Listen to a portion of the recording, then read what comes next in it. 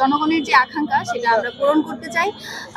আমরা আশাবাদী যে আমরা এখানে জিতবো। যদি জেতা নাও হয়, অন্তত জনগণের যে স্বতঃস্ফূর্ত আমরা ইটা পাচ্ছি, তাদের যে রেসপন্সটা পাচ্ছি, সেটার কারণে আমরা আশাবাদী। এবং যদি নাও জিতি, আমরা এটুকু বিশ্বাসী যে আমরা বাংলাদেশের রাজনীতির যে এখন প্রেক্ষাপট সেটা পরিবর্তন করে দিয়ে যেতে পারবো। ওসমান হাদির ব্যাপার সেটা হচ্ছে, মানুষজন তো জুলাইয়ের পর থেকে দেখেছে যে জুলাইয়ের জন্য কারা বেশি কাজ করেছে, কারা জনগণ বান্ধব কাজ করেছে। মানুষ হচ্ছে এখন যেটা, তারা হচ্ছে সে পাওয়ার পলিটিক্সে চায় না, চাঁদাবাজি, টেন্ডারবাজি এসব তারা চায় না। একই সাথে যারা জুলাইয়ের সাথে গাদ্দারি করেছে বা জুলাইকে যারা কুক্ষিগত করেছে, তাদের প্রতিও মানুষের ধারণাটা নেগেটিভ। সেখানে আপনারা দেখেছেন ইনকিলাব মঞ্চ, শরীফ ওসমান হাদি, দীর্ঘদিন ধরে আমরা মাঠে আছি, রাজপথে আছি। সেখান থেকে মানুষের যে রেসপন্সটা পেয়েছি, এটা আমাদেরকে আশাবাদী করে। এবং আজকে হোক, কালকে হোক, 50 বছর পরে হোক, আমরা বিশ্বাসী যে যেই জনগণ বান্ধব যে রাজনীতি, সেটা আমরা প্রতিষ্ঠিত করে যাবো।